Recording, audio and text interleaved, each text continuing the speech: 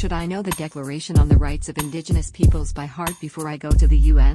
All right, so this is a question I think that a lot of people struggle with once they go for the first time into the UN. For example, the Permanent Forum on Indigenous Issues, like what is some reading that I should do beforehand, or what document should I be intimate with, so that I can actually interact with the UN, be it the Permanent Forum, be it the expert mechanism. I think first and foremost, what you should know or do before you go to a UN meeting is know what your purpose is. Why are you going? Because I see it as an investment. Going to the UN is like an investment. So you need to have a clear and direct, you need to have a purpose to go into the UN.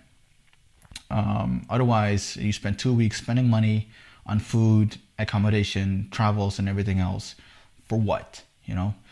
So you do need to be able to measure your travels at the end with something that you can have actually achieved something. So then that is the number one. In terms of reading material, the one thing that these people should do, and most of them do not do, is reading the mandate of for example, the Permanent Forum or the expert mechanism. I see too many statements that are not in line with the theme, or not in line with the mandate of the Permanent Forum, for example. So read the mandate. It tells you what a UN body that you're going to interact with can and cannot do. So you need to know that before you draft any statement, because it is useless to draft a statement, for example, saying, well, there are human rights violations happening on the ground, and that's why we call on the Permanent Forum to call on the Secretary General or the Security Council to send in UN peacekeepers to our community or to our region. Even though everyone in the room wants that as well, wishes that would happen, it is not within the mandate of the Permanent Forum or the expert mechanism. You know, so read it very carefully. There's a lot of documentation out there, like how to interact with the Permanent Forum or the expert mechanism or the Special Rapporteur on the Rights of Indigenous Peoples. Read their mandate, what it can, what it cannot do, and so you have a clear picture of what you can achieve in New York or in Geneva. Also, I think, in that sense, it is also very important to know the Declaration on the Rights of Indigenous Peoples. Sorry, the Declaration on the Rights of Indigenous Peoples. Oh shit.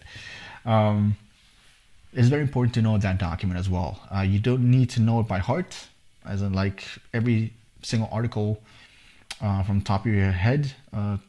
You don't need to know that, but you do need to have read it and know how it works, what articles are important for you, for the case that you're trying to make,